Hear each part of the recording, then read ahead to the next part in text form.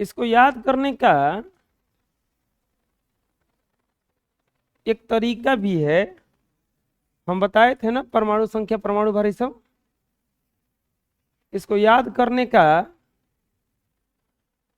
एक तरीका भी है, बहुत आसानी से याद किया जा सकता है उसको। आप लोग देख लेना, आप लोग कैसे याद कर रहे हो। ऐसे बढ़िया है, ऐसे ही याद हो जाए तो। लाइनिंग याद कर लोगे ना?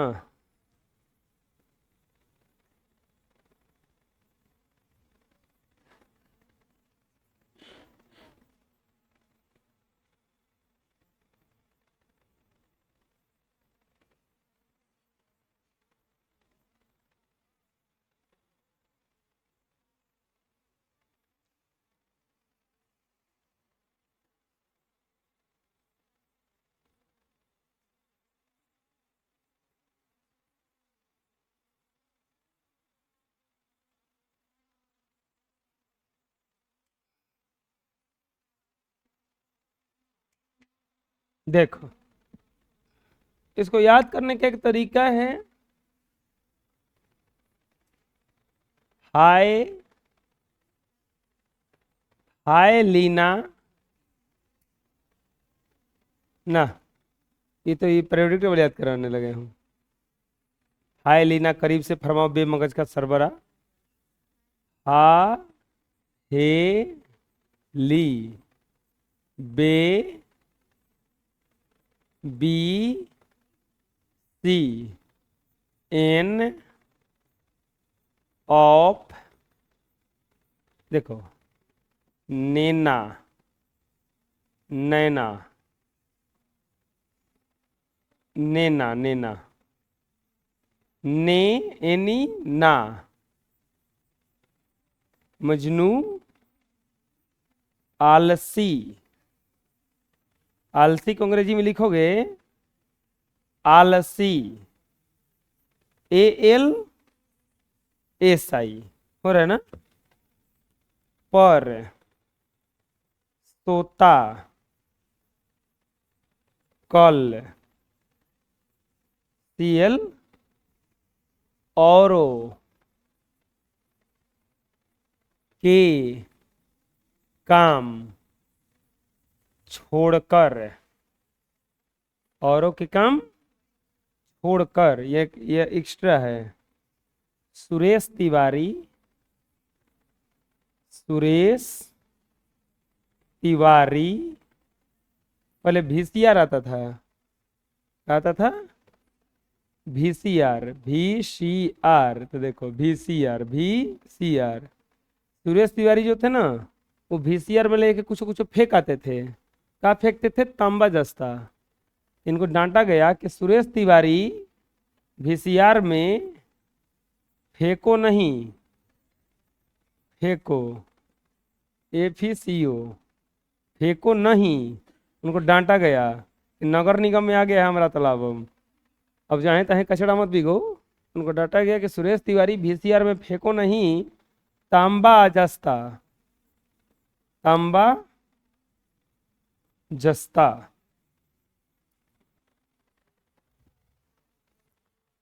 हाहेली, बेबी सी, एन ऑफ नैना, मजनू, आलसी, पर, सोता, कल, औरों के काम छोड़कर सुरेश तिवारी VCR में फेंको नहीं, तांबा जस्ता।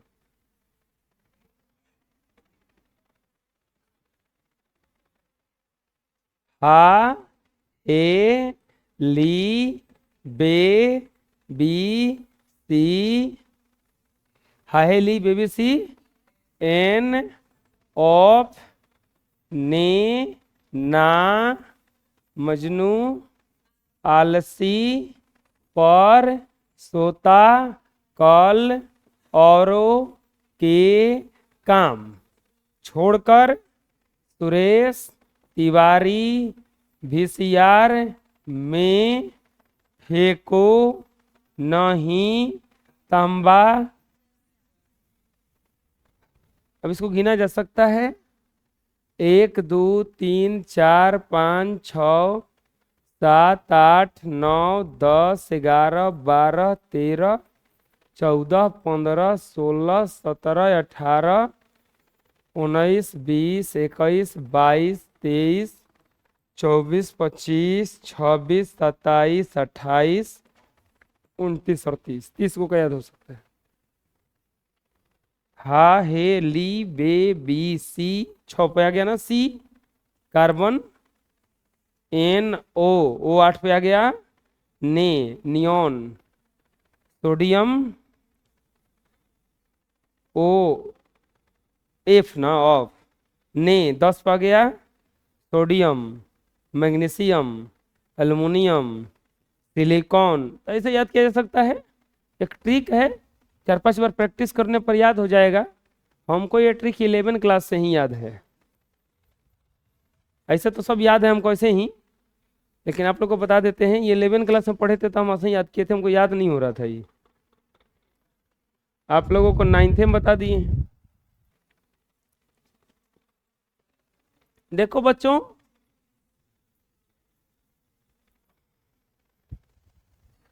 किसी भी परमाणु में प्रोटॉनों की संख्या और इलेक्ट्रॉनों की संख्या क्या होती है? बराबर होती है। अब आता है परमाणुकता। परमाणुकता किसे कहते हैं? जैसे सोडियम का परमाणु संख्या बताओ कितना होता है?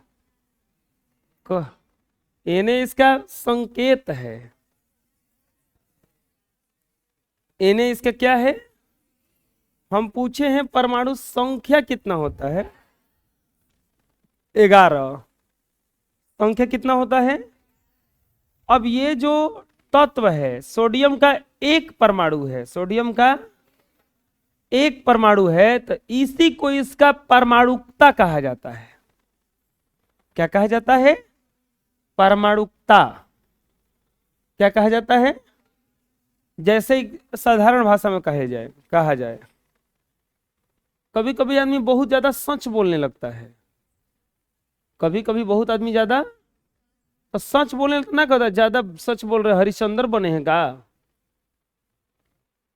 ज्यादा सच बोल रहे हैं हरिश्चंद्र बन रहे हैं का? कभी आदमी खूब सोता है तो बहुत सो रहा है, कुंभकर्ण है का रे? होता है नहीं सा? खूब पढ़िएगा तो क्या गलत, आर्यभट्ट है का रे? ज्यादा पढ़ रहा है।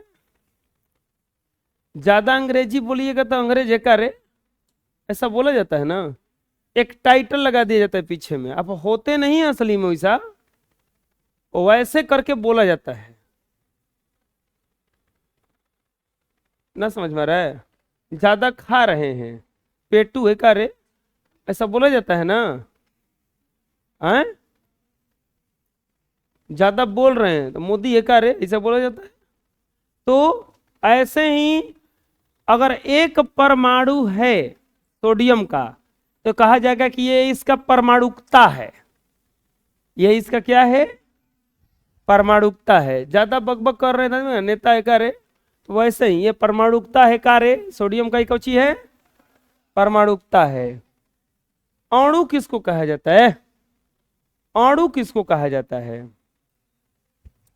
हम समझाए थे जब पढ़ा रहे थे तभी कि एक परमाणु होता है, एक अणु होता है, चैप्टर का नाम है अणु होता है, और दूसरा होता है आयन। दूसरा क्या होता है? आयन। एक परमाणु होता है, एक अणु होता है, और दूसरा क्या होता है? आयन। अब यहां पे परमाणु किसको कहा जाता है? ये स्वतंत्र अवस्था में नहीं रहता है, हर रासायनिक अभिक्रिया में भाग लेगा, लेकिन स्वतंत्र अवस्था में नहीं रहता है। ये कोई रासायनिक अभिक्रिया में भाग नहीं लेता है और स्वतंत्र अवस्था में रहता है। आयन क्या है? ये इस पर कोई ना कोई चार्ज होगा, या तो प्लस होगा या माइनस होगा, या प्लस होगा या माइनस होगा। परमाणुकता समझते हैं, परमाणु समझते हैं। जैसे कि सोडियम ले लिया जाए तो इसको परमाणु कहा जाएगा। क्या कहा जाएगा? अगर इसको खोजिएगा कि खाली हमको सोडियम मिल जाए, ये स्वतंत्र नहीं मिलेगा, ये किसी न किसी के साथ इंक्लूड मिलेगा। किसी न किसी के साथ इंक्लूड मतलब जुड़ा हुआ मिलेगा, और नहीं तो ये खुद के साथ इंक्लूड मिलेगा। साधारण भाषा में देखो बताते हैं, साधारण भाषा में बताते हैं। आपको मेला जाना है, आपको मेला जाना है। आप जब छोटे थे क्या आपको पापा अकेले छोड़ देते थे जाने के लिए? नहीं। तो समझ लीजिए कि जब तक नहीं छोड़ रहे हैं तब तक समझ माने कि स्वतंत्र नहीं छोड़ते थे, यानी कि स्वतंत्र नहीं छोड़ते थे। तो समझ लीजिए आप परमाणु जैसे हैं, आप स्वतंत्र घूमने लायक। अब थोड़े बड़े हो गए, चाहे आप स्वतंत्र छोड़ते कब हैं, कोई तुमसे भी कोई बड़ा जा रहा है, ए बबुआ हमार बबुआ रो था एकरो के ले जइहा। अब स्वतंत्र छोड़ दिए ना, अब वो दोनों हाथ पकड़ के जा रहा है मेला, मेला जाते ही नाचत नाचत जा रहा है। तो दो गो मिल गया ना अब साथ में, ना तो ओकरे जैसन दो तीन गो लड़के लगा दिया, तीनों साथे रहिए सन, हाथ मत छोड़िए सन। तो अब वो बन गया कौची, वो स्वतंत्र घूमेगा। अब वो स्वतंत्र घूमेगा। आयन कब कहलाता है, मान लो कि आयन कब कहलाता है, यही समझ लो पहले। अगर छोटे बालक को कोई छोड़ता ही नहीं है अकेले, तो परमाणु है, स्वतंत्र रहने लायक है नहीं है, कुछ दिक्कत हो जाएगा स्वतंत्र रहेगा तो। एक साथ मिलकर रहेगा, जैसे सोडियम स्वतंत्र है नहीं रहता है, तो ये क्या कहलाएगा, परमाणु। लेकिन इसी सोडियम को लगा दिया गया क्लोरीन के साथ कि जो बबुआ ए सोडियम और वो था, तू जो क्लोरीन के साथ चल जी। तो अब नीमक, नीमक देखे हो ना घरे आता है, ये स्वतंत्र रहता है ना। बोलो, आप घरे कपड़ा उपड़ा खींचते होंगे, पता है उस सरफा कौची रहता है, हैं? सोडियम कार्बोनेट रहता है।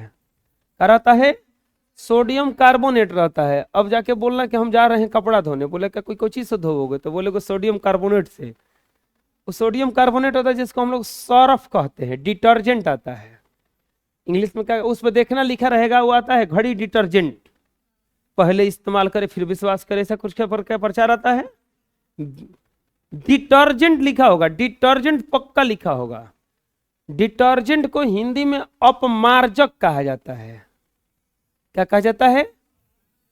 अब इस सोडियमवा को अगर कपड़ा में तुम चुरा दोगे तो ये सोडियम खुद से जलने वाला चीज है, खुद से क्या होने वाला चीज है।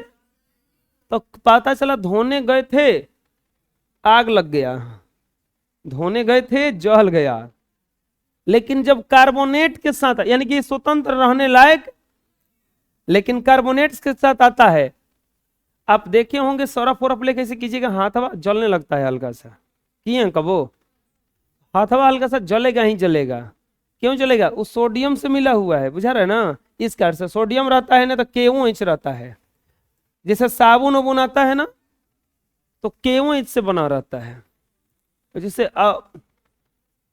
साबुन आता है ना बहुत सारा, लक्स साबुन, लाइफ बॉय, डिटॉल, हाँ चुप रहो, इससे सर्फ बनता है। और ज्यादातर साबुन बनता है पोटेशियम के हाइड्रोक्साइड से, पोटेशियम के हाइड्रोक्साइड से। एकरा से बना सर्फ साबुन तो नहीं मुलायम होता है। जितना समझ लो कि ज्यादा मुलायम साबुन है, मुलायम का मतलब क्या हुआ, घड़ी साबुन तुम दहिया पर रगड़ना हिला उला जाएगा ये सब, और लक्स साबुन ये सब लेकर रगड़ना, इससे कुछ होता है, रगड़ के नहाता ही होगा सब, तो कुछ होगा। तो वो समझ लो कि कौची से बना हुआ है, पोटेशियम से। तो चलो छोड़ो, पोटेशियम अकेले नहीं रह सकता है, लेकिन हाइड्रोक्साइड के साथ जब मिलता है ना तो रह सकता है। तो ये क्या कहलाएगा, अणु। क्या कहलाएगा?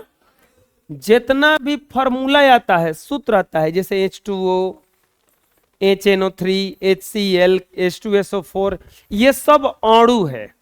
क्या है? और जितना भी अकेले हम लोग अभी तुरंत पढ़े ना ये सब तत्व, ये सब क्या कहलाएगा बताओ? परमाणु कहलाएगा। क्या कहलाएगा? परमाणु। तो चलो अणु पढ़ते हैं। क्या है? पदार्थ का वह सूक्ष्म भाग जो स्वतंत्र अवस्था में रहने की क्या करता हो, क्षमता रखता हो। परमाणु क्षमता नहीं रखता है, स्वतंत्र नहीं रह सकता, लेकिन ये क्या करता है, स्वतंत्र रहने की क्षमता रहता हो। और जिसमें आरंभिक पदार्थ का गुण विद्यमान हो उसे क्या कहलाता है? हम जानते हैं कि दो या दो से अधिक परमाणु संयोग करके क्या बनाता है, अणु। वास्तव में यौगिक का सूक्ष्म कण ही क्या कहलाता है, अणु कहलाता है। परमाणु कभी भी स्वतंत्र अवस्था में रहेगा, अणु स्वतंत्र अवस्था में रहेगा। परमाणु रासायनिक अभिक्रिया में खाली भाग लेता है, स्वतंत्र अवस्था में नहीं रहता है। समझ में आ जाएगा? बोलो। अब आता है परमाणुकता के आधार पर अणु के प्रकार। परमाणुकता के आधार पर अणु को 4 भागों में बांटा गया है। कितने भागों में बांटा गया है? बहुत आसान है। द्विपरमाणुक, त्रिपरमाणुक, द्विपरमाणुक, त्रिपरमाणुक, चतुष्परमाणुक और बहुपरमाणुक। द्विपरमाणुक, त्रिपरमाणुक, चतुष्परमाणुक और बहुपरमाणुक। दोनों में, तीनों में फर्क क्या है? जैसे यहां पे फॉर्मूला लिख दिए हम NaCl। बताओ सोडियम कौगो है और क्लोरीन कौगो है? एगो परमाणु इसका, एगो परमाणु इसका, टोटल परमाणु कितना हुआ? ये कौन सा परमाणु कहलाएगा? समझ में आ रहा क्या करें हमें? जैसे H2 लिख दिए, केवल H2, तो कौगो परमाणु है इसमें? Cl2 लिख दिए, कौन कौगो परमाणु है? O2 लिख दिए, कौगो परमाणु है? तो इसी को कहा जाता है द्विपरमाणु। जैसे HCl लिख दिए, कौगो परमाणु है? एगो। एगो हाइड्रोजन है रे, एगो ही क्लोरीन है, तो 2 गो ना हुआ? तो ये कौन सा परमाणु कहलाएगा? त्रिपरमाणुक में जैसे H2 लिख दिए, गिन लो, 2 गो हाइड्रोजन, 2 गो, एगो कौगो होता है? त्रिपरमाणुक में आ गया? बुझा गया? 2 गो परमाणु से मिलकर बना रहेगा तो द्विपरमाणु, 3 गो से बना रहेगा तो, 4 गो से बना रहेगा तो, और 4 गो से अधिक से बना रहेगा तो, जैसे C6H12O6। ग्लूकोज आप लोग सुने होंगे कि ग्लूकोज दिया जा रहा है, पेशेंट को ज्यादा दिया जाता है। पेशेंट को ज्यादा दिया जाता है। बोलो पेशेंट को ग्लूकोज क्यों दिया जाता है? हम लोग जो खाना खाते हैं, हम लोग जो खाना खाते हैं, तो वो लास्ट में ग्लूकोज बनता है हमारे शरीर में। हमारे शरीर में कोई भी जाकर के पदार्थ लास्ट में ग्लूकोज बनता है। इसको, ग्लूकोज को क्या करता है ना, हम लोगों का ऑक्सीजन इस पे प्रहार करता है, और जब प्रहार करता है तो ये टूटता है। CO2 H2O इसमें टूटता है, वही CO2 बाहर निकलता है। वही CO2 क्या करता है? बाहर निकलता है। तो यहां पर इसमें छोड़ो, हम लोग उतना श्वसन क्रिया नहीं पढ़ेंगे। बताओ इसमें कौगो परमाणु टोटल है? 24 गो ना? 4 गो से तो ज्यादा है ना? 4 गो तक क्या कहलाता? चतुष्परमाणु। 4 गो से बेसी को क्या कहा जाता है? तो बहुपरमाणु है कि नहीं है? C6H14 हेक्सेन है, चाहे CH4 मेथेन। CH4 क्या है? मेथेन है। तो अब बताओ कौगो परमाणु है इसमें? 4 गो है? 5 गो ना? 4 गो हाइड्रोजन, एगो, 4 1 5 गो। तो 5 गो है, तो ये चतुष्परमाणु कहलाएगा कि बहुपरमाणु कहलाएगा? समझ में आ गया? ठीक है, इसका और डिटेल्स हम लोग अगले क्लास में सीखेंगे। आज इतना ही रहेगा।